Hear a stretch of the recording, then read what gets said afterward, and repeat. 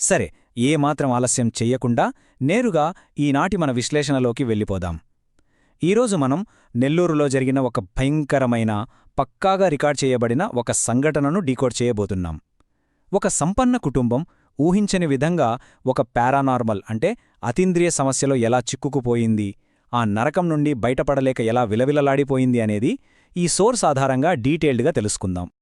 నన్ను బయటికి తీయాలనుకుంటున్నారా? నేనెక్కడ్నుంచి వెళ్ళను. నేను ఇక్కడే ఉంటాను. ఇక్కడ ఏముందో నాకు తెలుసు. ఈ మాటలు వినడానికే వణుకు పుట్టిస్తున్నాయి కదూ. అర్ధరాత్రిపూట ప్రాణాపాయ స్థితిలో ఉన్న ఆ తండ్రి గొంతులోంచి అకస్మాత్తుగా ఒక గంభీరమైన స్వరంతో వచ్చిన మాటలివి.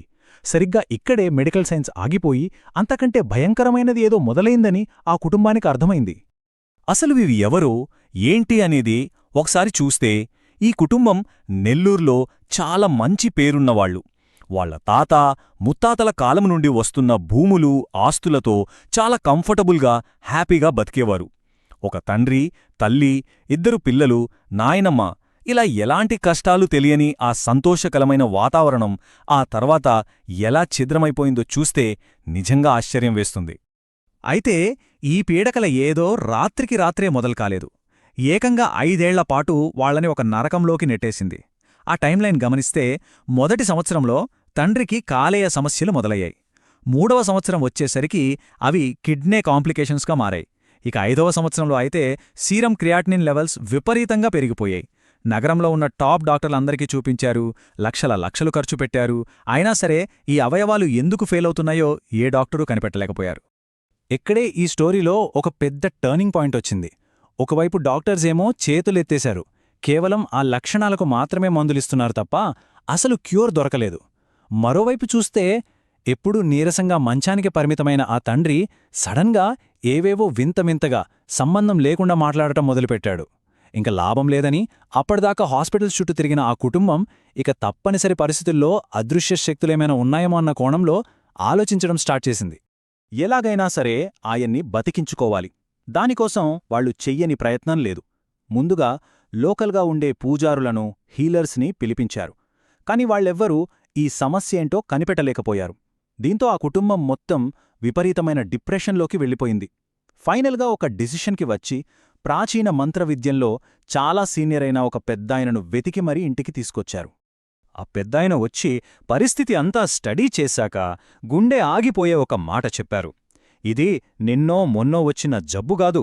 మీ వెన్నెంటే ఉంటూ మీకు అత్యంత సన్నిహితులైన వాళ్లే ఏళ్ల తరబడి పక్కాగా ప్లాన్ చేసి ప్రయోగించిన చాలా పవర్ఫుల్ బ్లాక్ మ్యాజిక్ ఇది అని తేల్చి చెప్పారు.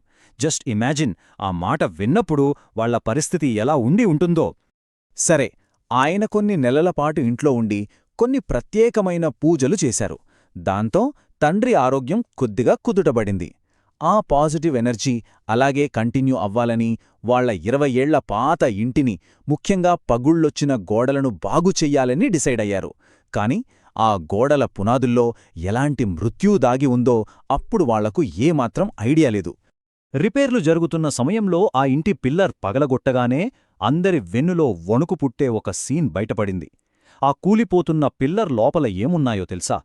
కుళ్ళిపోయిన నిమ్మకాయలు, వింత ఆకారంలో ఉన్న చేతబడి బొమ్మలు, తుప్పుపట్టిన సేఫ్టీ పిన్నులు, పసుపు, కుంకుమ ఇవన్నీ ఒక సంచిలో పెట్టి ఇల్లు కడుతున్నప్పుడే పునాదిలో గట్టిగా సిమెంట్ చేసి ప్యాక్ చేసేశారు.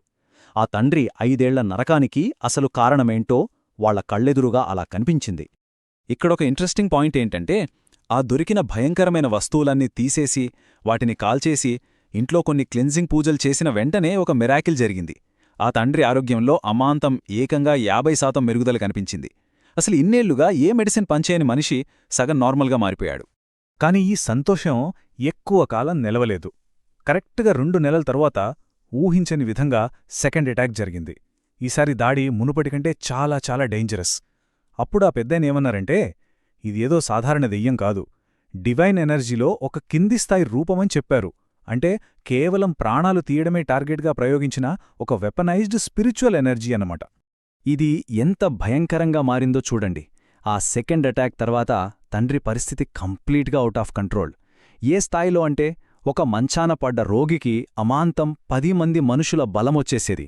ఎవరైనా పూజారిని తీసుకొచ్చినా, ఏవైనా పూజా వస్తువులు చూపించినా చాలు చాలా వైలెంట్గా మారిపోయి వస్తువులు విసిరేయడం స్టార్ట్ చేశాడు. ఆ సీన్స్ అన్నీ చూస్తూ ఆ కుటుంబం పడ్డ వేదన మాటల్లో చెప్పలేం. ఇలాంటి సిచ్యువేషన్స్లో చాలామంది మెహందీపూర్ బాలాజీ లాంటి పవర్ఫుల్ టెంపుల్స్కి వెళ్లమని సజెస్ట్ చేస్తారు. కానీ ఆ కుటుంబం ఎంతగా భయపడిపోయిందంటే ఆ ఆప్షన్ని కూడా వాళ్ళు వదిలేసుకున్నారు. ఎందుకంటే అక్కడికి తీసుకెళ్తున్నామని తెలిస్తే ఆ అదృశ్య శక్తి మరింత రెచ్చిపోయి ఏ రేంజ్లో విధ్వంసం సృష్టిస్తుందో ఆ అటాక్ని వాళ్లు తట్టుకోగలరో లేదో అని విపరీతంగా భయపడిపోయారు. అలా రోజులు గడుస్తున్న కొద్దీ ఆ తండ్రి శరీరంలో జీవశక్తి పూర్తిగా తగ్గిపోతూ వచ్చింది. చివరి 3 నెలల టైంలైన్ గమనిస్తే మొదటి నెలలో ఆ తీవ్రమైన స్పిరిచువల్ అటాక్, 2వ నెలొచ్చేసరికి విపరీతమైన నీరసంతో మళ్లీ హాస్పిటల్లో జాయిన్ చేశారు. ఇక 3వ నెలలో డాక్టర్లు అన్నీ పరీక్షించి అవయవాలు పూర్తిగా డ్యామేజ్ అయ్యాయని, ఆయన బతకడానికి మహా అయితే ఇంకొక 2 లేదా 3 నెలల సమయం మాత్రమే ఉందని ఫైనల్ ప్రాగ్నోసిస్ ఇచ్చేశారు. ఇలాంటి ఒక ఎమోషనల్ అండ్ క్రిటికల్ స్టేజ్లో ఎవ్వరూ ఎక్స్పెక్ట్ చేయని ఒక షాకింగ్ నిజం బయటపడింది. అదేంటంటే ఆ తండ్రికి స్వయాన తమ్ముడి కొడుకైన ఒక చిన్న పిల్లాడు ఆడుకుంటూ వచ్చి ఈ మాట చెప్పాడు. ఆ దొరికిన వస్తువులన్నీ ఇంట్లో పెట్టింది, ఇదంతా చేయించింది మా నాన్నే అని ఆ అమాయకపు పిల్లాడు కుండబద్దలు కొట్టినట్టు చెప్పేశాడు. ఇక్కడ సోర్స్లో మెన్షన్ చేసిన మోటివ్ వెంటే ఎవ్వరికైనా ఫ్యూజులు ఎగిరిపోతాయి. ఒకవైపు ప్రాణాపాయ స్థితిలో ఉన్న ఆ తండ్రి ఇన్నేళ్లుగా తన తమ్ముడి కుటుంబాన్ని కూడా సొంత కుటుంబంలా ఫైనాన్షియల్గా సపోర్ట్ చేస్తూ వచ్చాడు. కాని ఆ తమ్ముడి మైండ్లో ఏముంది? తాతలనాటి ఆస్తులన్నీ ఇద్దరికీ పంపకాలు జరగకుండా మొత్తం తనకే దక్కాలనే ఆశ కాదు, ఒక విపరీతమైన దురాశ. ఆ దురాశతోనే సొంత అన్నని పైకి పంపించడానికి ఈ స్కెచ్ వేశాడు. ఇంత పక్కాగా ద్రోహం కళ్ళెదుటే కనిపిస్తున్నా ఆ కుటుంబం చేతులు కట్టేసినట్లుగా ఉండిపోయింది. ఇదంతా చేసింది ఆ తమ్ముడే అని వాళ్లందరికీ స్పష్టంగా తెలిసినా పోలీసుల దగ్గరికి వెళ్లడానికి వాళ్ల దగ్గర ఎలాంటి ఆధారాలు లేవు. జస్ట్ ఒక చిన్న పిల్లాడి మాటని పట్టుకుని ఏ చట్టమూ యాక్షన్ తీసుకోదు కదా. సో ఆ నిజం తెలిసి వాళ్లు అలాగే సైలెంట్గా ఉండిపోవాల్సొచ్చింది. ఒక పక్క ఏ డాక్టరూ సాల్వ్ చేయలేని అదృశ్య శక్తుల దాడులు, మరోపక్క సొంత రక్త సంబంధీకుడే చేసిన నమ్మక ద్రోహం. ఈ రెండింటి మధ్య నలిగిపోయి విసిగిపోయిన ఆ కుటుంబం ఫైనల్గా ఆ డెస్టినీకి సరెండర్ అయిపోయింది. ఇక తమకి ఎప్పటికీ న్యాయం జరగదని డిసైడయ్యి కనీసం ఆ తండ్రికి మిగిలి ఉన్న ఆ కొద్ది రోజులైనా ప్రశాంతంగా ఉంచాలని ఒక ఎమోషనల్ అండ్ బ్లీక్ రిజల్యూషన్కి వచ్చేశారు. ఫైనల్గా ఈ సోర్స్ మన ముందు ఒక పెద్ద ప్రశ్నను ఉంచుతోంది. పారానార్మల్ శక్తుల మీద మనకు నమ్మకం ఉన్నా లేకపోయినా ఒక మనిషిలోని అత్యాశ, డబ్బంటే ఉన్న ఆ పిచ్చి ఒక కుటుంబాన్ని లోపల్నుంచే ఎలా క్యాన్సర్లా తినేస్తోందో ఇక్కడ మనకు క్లియర్గా కనిపిస్తోంది కదా. ఏకంగా సొంత అన్న ప్రాణాలు తీయడానికి కూడా వెనుకాడని ఈ రేంజ్ ద్రోహాన్ని అసలు ఎవరైనా ఎలా ఫేస్ చేస్తారు? Just think about it. ఈ థాట్తో ఈనాటి మన విశ్లేషణను ఇక్కడితో ముగిస్తున్నాను. మళ్ళీ ఇంకో డీప్ అనాలిసిస్తో కలుద్దాం.